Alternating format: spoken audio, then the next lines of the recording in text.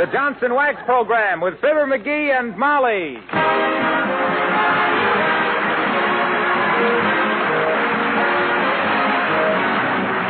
The makers of Johnson's Wax and Johnson's Self-Polishing Glow Coat present Fibber McGee and Molly, written by Don Quinn, with songs by Martha Tilton and the King's Men, and music by Billy Mills. The show opens with Great Day.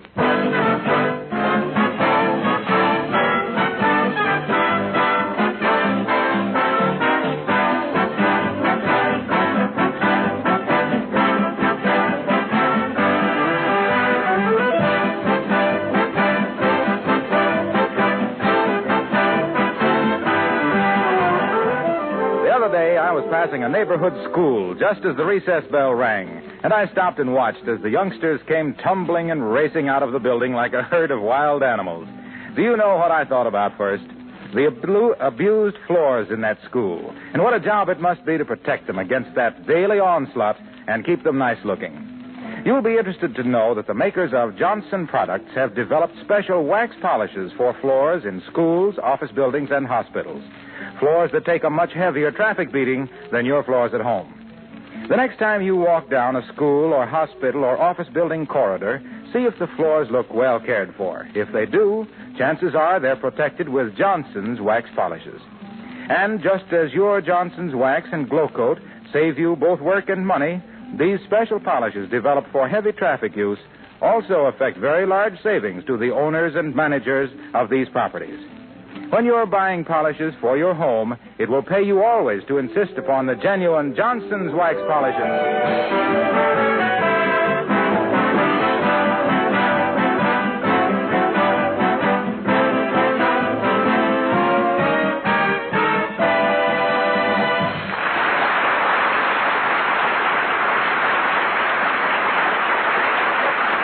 Have you ever stood in your front door for half an hour saying goodbye to a visitor who wouldn't go home? Exasperating, isn't it? Well, here at 79 Wistful Vista, with his large feet blotting out the welcome on the mat, we find His Honor Mayor Latrivia, who seems to regret leaving Fibber McGee and Molly.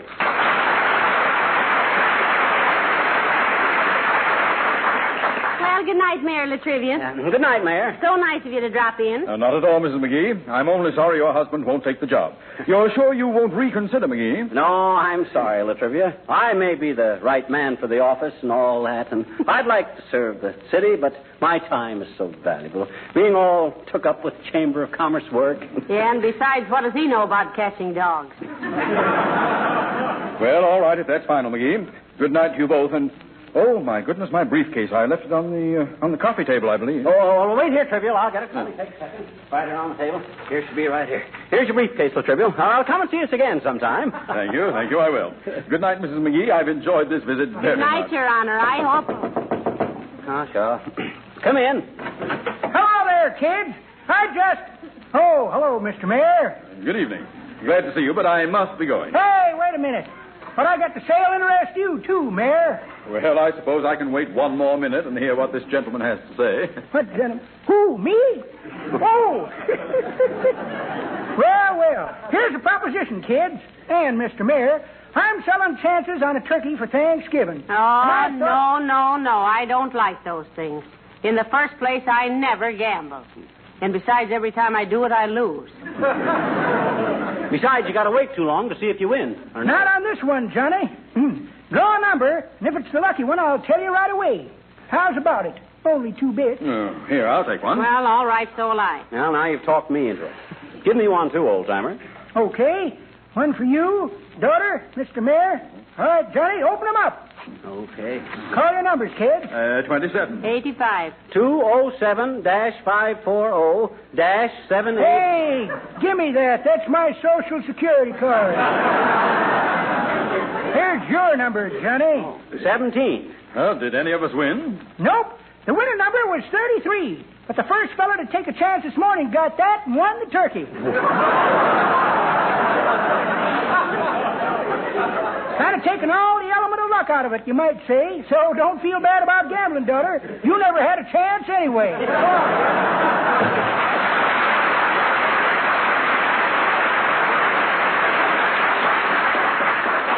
Why, that antiquated old gyp artist, who does he think? Oh, that's all right, Mr. McGee. Takes all kinds of people to make a world, you know. Yeah, and that kind ought to go somewhere else and make one of their own. Must you be rushing off so soon, Mr. Mayor? Yes, Mrs. McGee, I have an appointment with a Miss Meach, a knitting expert. Oh, you taking lessons, Latrivia? Oh, no. No, she's making an Afghan for an aunt of mine for Christmas. Go on, how can anybody knit an ash can? No, he said Afghan, McGee. Huh? Afghan. It's a kind of a muffler for your hips. Well, that's very good, Mrs. McGee. That's very good. Yeah. But as I say, I have an appointment, so I'll just be... by the way, do you know where Miss Meach lives? It's in the neighborhood. Meach? Never heard of her, Latrivia. You're right. Oh, dear. Well, may I see your telephone book a moment? I'll look it up. It's right there under the hall table, Mr. Mayor. Oh, thank you so much. Let me see. Hey, Molly, ain't he ever going to get out of here? What can we do? We can't very well take him by the nape of the neck and throw him down the front steps, can we? Maybe not, but you're putting some awful evil thoughts in my curly little head. Personally, I'd like to... Well, I found it. Thank you very much, and good night. Well, good night, Trivial. Good night, and next time you're out this way... Yeah, I'll get it, Molly. McGee's residence? Yes, huh? Oh, is that you, Mert? Yeah, the mayor's right here. It's for you, Your Honor. Oh, good thing I stayed a few seconds. How's every little thing, Mert? It is, eh? What's say, Mert? Your grandmother? Plastered again, eh? Oh, McGee, what on earth happened? Mert's grandmother got pleurisy again. They got her plastered from here clear around to here. What say, Mert? Oh, yes, the mayor's right here. Okay, I'll tell him, Mert. Goodbye. Who was it, McGee? Your secretary called. Says to remind you that you're laying the cornerstone for the new roundhouse tomorrow. Oh, yes. I completely forgot about that. Thank you. Well, I'd better be running along now. Goodbye. Goodbye, Triv. Come in again sometime. Thank you, I will.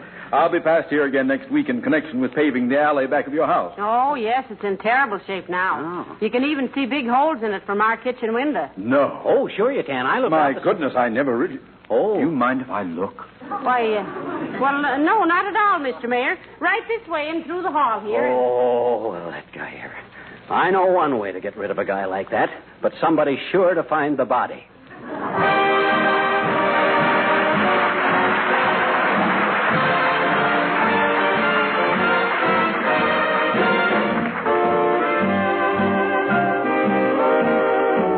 Martha Tilton sings My Silent Love.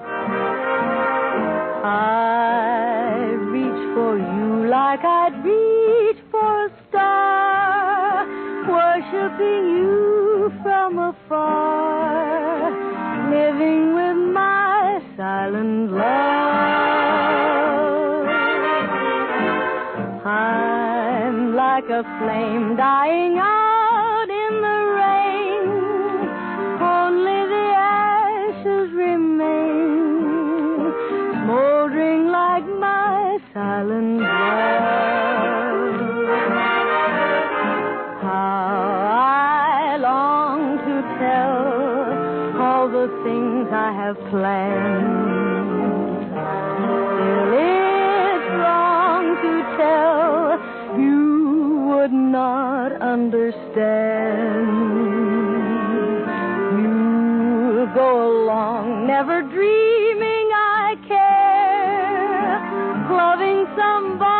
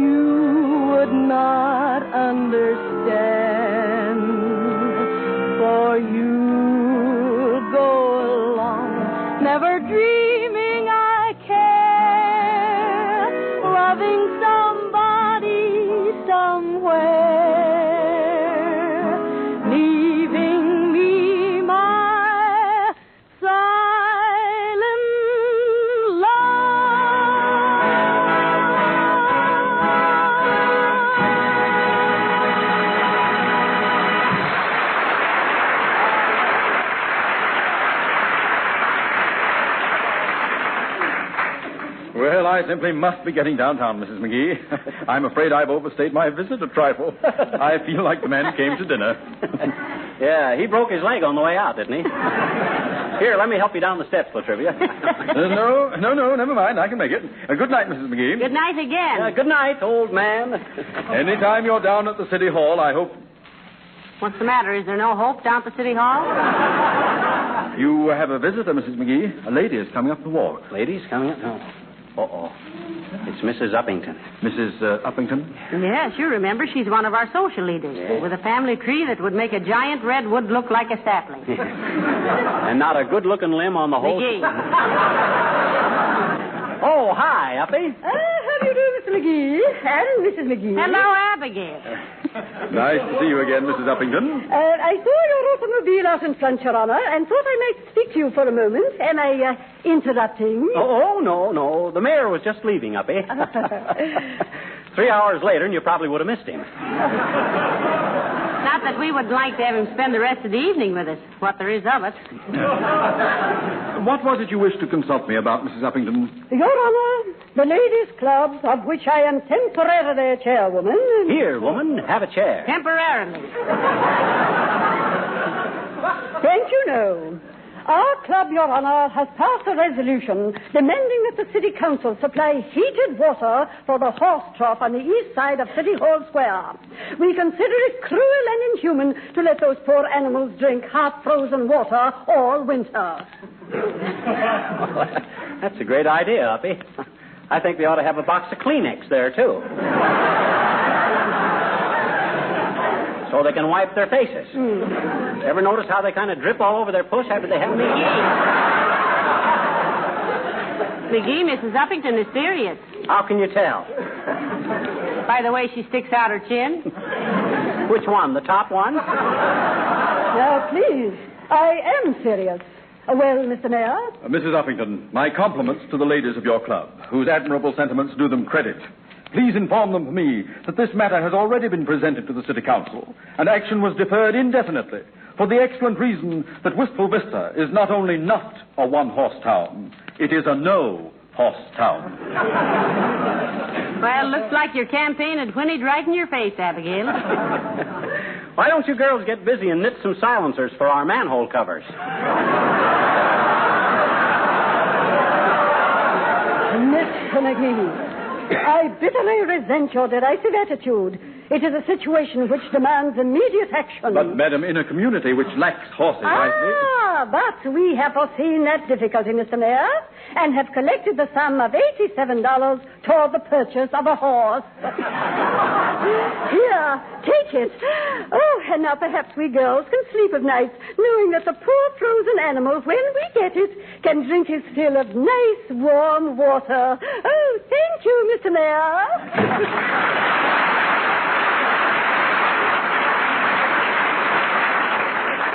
Determined sort of person, isn't she? Oh, she means well, Mr. Mayor. Just a little misguided. You know, last spring she wanted to go around and pick up all the baby robins and give them flying lessons. Yeah, she even bought time on the radio and called it We the Peep.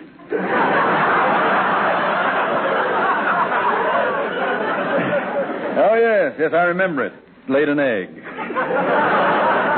Oh, well, I simply must be trotting along. Thank you for a very pleasant visit. Oh, not at all, Latrivia. Glad you dropped in. Well, so long. Goodbye, Mr. Mayor. Goodbye. Goodbye, Mayor. Molly. Hello, Fibber. Oh, hello, Mr. Mayor. Don't delay the mayor, Wilcox. He's anxious to be on his way. Yes, we're nearly desperate. I mean, the mayor has desperately been trying to leave for an hour now, haven't you, Your Honor? Indeed, I have, Mrs. McGee, but I'm glad Mr. Wilcox dropped in. I did wish to see him. Well, we might as well go back into the living room, folks. I've been leaning against this jam so long I can hardly hold my raspberries.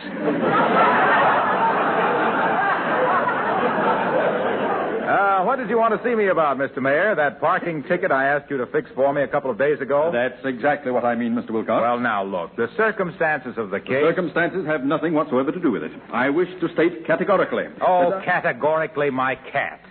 Pipe down a minute and let me explain. Why, Mr. Wilcox, is that any way to talk to the mayor? Why not, Molly? I bawled a cop out once. You did? I surely did. I never raised my voice while I was doing it, too, either. And a good thing, because if he'd have heard me, I'd have got 90 days in the pokey. What's your excuse, Wilcox? Well, look, I got a rush call from a Mrs. Harrison. Yes? She'd only been married a week, and she was all upset, practically crying. Oh, that's all. Her husband was bringing some friends home from the office, and her kitchen linoleum was a mess. Dull and lifeless, faded colors, dry and patchy looking. She was so ashamed of it, she was almost in tears. Nevertheless, parking next to a fire plug, Mr. Wilcox, is not... It was the only place to park. This was an emergency. I dashed out there with a can of Johnson's self-polishing glow coat. For these rescue parties, you ought to carry a little barrel of it around your neck like a St. Bernard.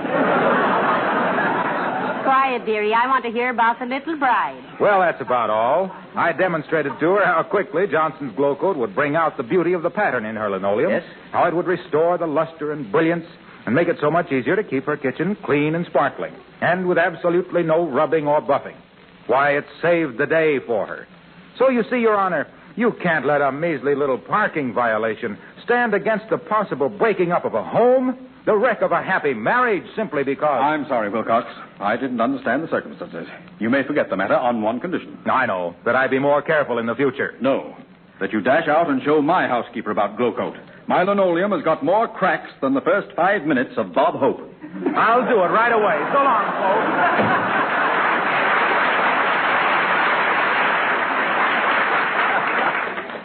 That Wilcox is a great guy, Latrivia. He's going places. How about you? Oh, yes. What am I thinking of? Excuse me for procrastinating my departure. Here's your briefcase, Mr. Bader. Oh, thank you. And may I say that... Here's your hat. Thank you. And I wish to express Drop my... in again any time you're out this way, Mr. Mayor. Goodbye. Goodbye, and I only hope... Oh, not a bit of it, old man. Not a bit of it. So long now. Glad you dropped in. Things kind of get dull around here around midnight. Yes, they do. Kind of dry, too. Yes. I'm pretty dry myself. May I trouble you for a glass of water before I leave? Why, of course, Your Honor. Just step out into the kitchen here and, Oh, well, I'll be a monkey's uncle. If that guy takes any longer to pull his freight, he's going to hear it from the Interstate Commerce Commission. All that dead... Hi, mister. Oh, hi, sis. Look, beat it and come back some other time, will you? Why? We got a visitor who we've been trying to get... Trying to get him out of here for 2 hours. I don't want you delaying him, too. I know. It's Marilyn Trivia, I betcha. How'd you know? I saw his car outside. Oh. Gee, it's a snarky one, too. It's a super duper. Hey, easy on the slang, sis. You see what it did to me. Why? Well, the use of slang indicates the possession of an inadequate vocabulary. If you can't express yourself in legitimate English, you're sticking your neck out for some slug to tag you as a chumpo. See?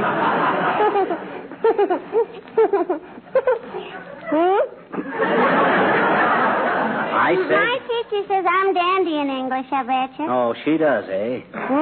I said she does. That's what? Your teacher says you're dandy in English. Gee, does she? Ed read it. You just said she did. My teacher says I'm a dandy on colloquialisms, mister. How are you? Oh, I'm fine. How are you? I mean, how are you on colloquialisms? Well, I never went in much for athletics. I bet you don't even know what a colloquialism is, I bet you. Go on, everybody knows that. I'll bet you don't. I do, too. Oh, yeah? Well, then what is an alcohol, or what? What is it? Well, Webster says the standards of English pronunciation, so far as a standard may be said to exist, is the usage that now prevails among educated and cultured people. Yeah. Though we must frankly admit the fact that at present uniformity of pronunciation is not to be found throughout the English-speaking world. What's Marilyn Trivia doing here?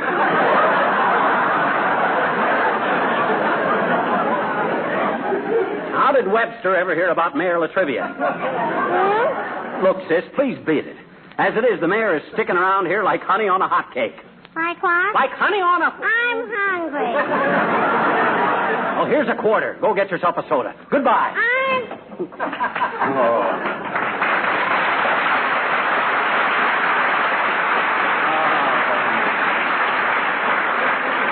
What a night. It ain't enough that we got a guest that's allergic to doorknobs. I got to be pestered. Well, McGee, the mayor's going now. Yes, Mr. McGee, and thank you for all your trouble. Oh, think nothing of it, Latrivia. I'm going to miss you around here. Well, if I do, I'll take another throw. Now, McGee, he's just kidding, Your Honor. Yeah. Of course. Yes. Quite a gotcha. Yes. It's nice to have seen you. You needn't show me the door, Mrs. McGee. I know the way. All right, Mr. Mayor. Oh, no, not in there. Not that door, Latrivia. Why, isn't this the front door?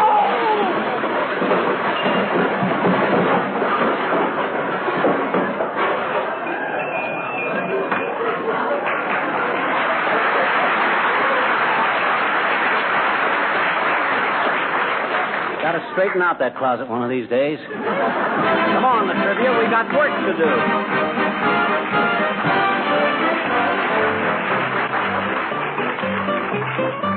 The King's Men sing 30 more shopping days till Christmas, still have lots of time. I've decided to skip this year, I won't spend a dime. Tick-tock, tick-tock, tick, only 30 more shopping days till Christmas. Gee, that's not so long. I am sending out cards this year, then I can't go wrong. I'll have to buy one little present for Aunt Minnie. That can wait a while. Lots of time to choose what I got to lose. Still got 20 more shopping days till Christmas. Gee, but it's a bore. Let's see, 20? Well, that's not bad. Still got plenty more. Take your time, what's the rush about? Stop that hurrying, stop that worrying, hurry and worry is out. All you gotta do is make a list, decide upon the price to pay. All the dinner and the bother and the lather and the pother will be done before Christmas Day. Trust me, I'll be ready then. Jolly Mr. Dooley, there's that man again. Tick-tock, tick-tock, tick-tock, tick-tock, tick-tock, tick-tock, tick. Monday, Tuesday, Wednesday, Thursday, Friday, Saturday, Sunday. Only 5 more shopping days till Christmas. Better go buy a tree. Must get Mama that new fur coat. She'll be mad at me. Tick-tock, tick-tock, tick. Only 3 more shopping days till Christmas. Lots of things to buy. Should have started it weeks ago. How the time does fly. Almost forgot to get that streamlined train for Junior. Where's my shopping list? Molly and Tony and Michael and Fred, a dolly, a pony, a cycle, a sled. Hear me calling Santa Claus, I need your help because there's only 2 little shopping days till Christmas. Now it's almost here. That old feeling gets in your hide, comes a stealing up here inside. Now I'm sorry that Christmas tide comes but once a year. A Merry Christmas and a Happy New Year.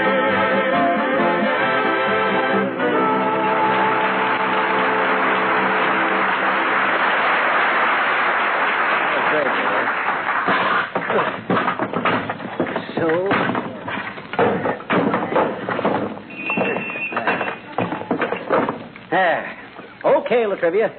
You can put your coat back on now. That's everything. I really don't think you should have made the mayor put all those things back in the closet, McGee. Oh, that's quite all right, Mrs. McGee.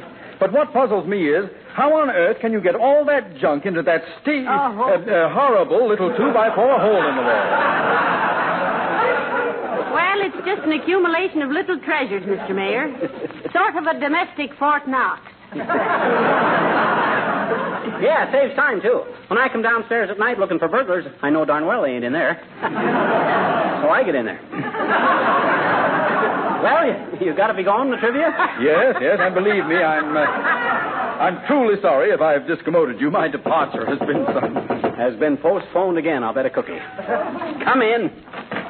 Hello, Mrs. McGee. Hello, Mr. McGee. Oh, hello, Mr. Wimple. You met Mayor Latrivia, Wimp? Oh, yes. Mr. Wimple wrote a poem in honor of my inauguration as mayor. Oh. Didn't you, Mr. Wimple? Indeed, I did, Your Honor. 2 verses and 27 choruses. I called it Our Old Gray Mayor, He's Just What He Used to Be. Sweetie Face, my wife, always says... Incidentally, how is the little woman, Wimple? The, what, Your Honor? The little woman. You're really not much on dimensions, are you, Mr. Mayor? I'm afraid little is a bad description, Your Honor. No, Mrs. Wimple is what we refer to as an Amazon, Trivial. Amazon? River? Yeah. She's long and wide and with a big mouth. Slow moving but dangerous, and you cross her at your own risk. Now, Mr. McGee, that's hardly fair to Sweetie Face. Well... She's really a charming person, really. You should see her sitting in the window of an evening, cuddling her pets in her lap. Oh. What are her pets, Wimple? Well, She has one leopard and one pygmy elephant. Once she had a kangaroo that she used to box with, but not anymore. Well, what happened to it, Mr. Wimple? Oh, it got a cauliflower tail and went back to Australia. Well, was there something we could do for you, Mr. Wimple? No, Mrs. McGee. I just stopped in to pass the time of day. It's 9:45. Good night.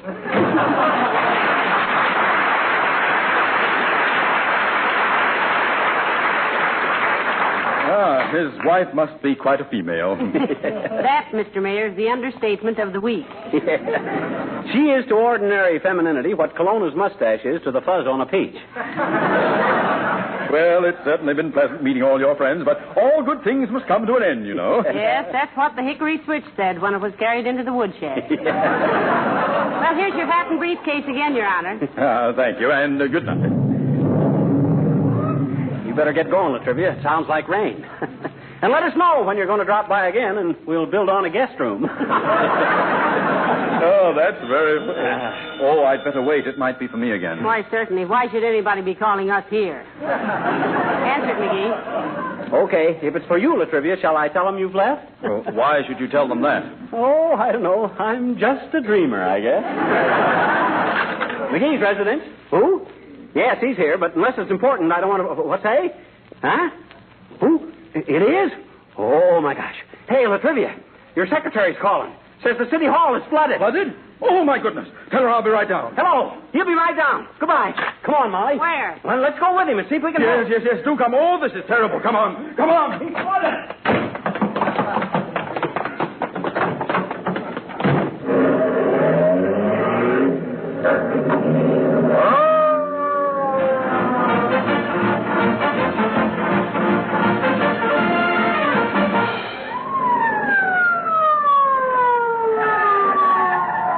Come on, McGee. Hurry, Mrs. McGee. Say, what is this anyway? I don't talk now, Molly. Come on inside. That's it. Where's the fire? Oh, where's the... What's it? I don't understand this. Everything seems perfectly normal around here. Well, it does to me, too. McGee. Huh? I thought you said my secretary said the city hall was flooded. Yeah, but you didn't let me finish. She said it was flooded with phone calls wanting to know if you'd be back tonight. Well, heavenly day.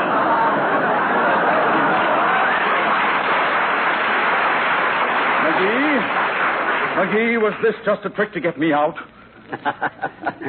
Latrivia. That's why you're such a wonderful mayor. You catch on like a burr on a beagle. Come on,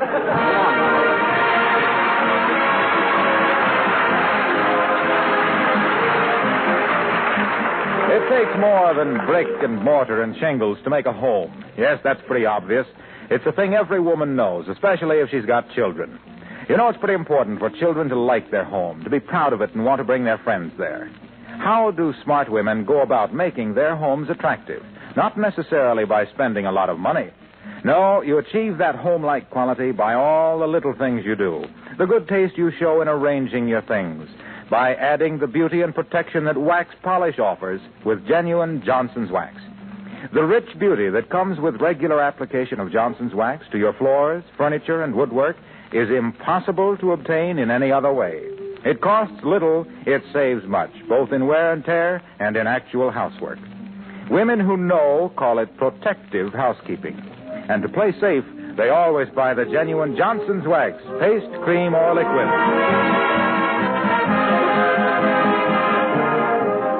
Hey, Molly. Yes, dearie? What were we doing when Latrivia moved in on us?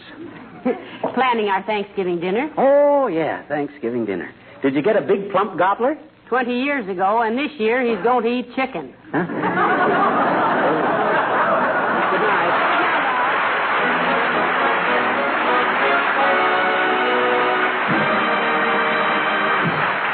This is Harlow Wilcox, speaking for the makers of Johnson's Wax Finishes for Home and Industry, inviting you to be with us again next Tuesday night. And may we urge you once more to join the Red Cross. Put your heart in their work. Good night. What product does two things at once? It's Johnson's Car New, the modern auto polish that both cleans and wax polishes in one application. It used to take hard work and cost real money to do these two jobs, but with Car New, you can do them in half the time. Polishing is a good start on your car, so why not get a can of Johnson's Car New this week?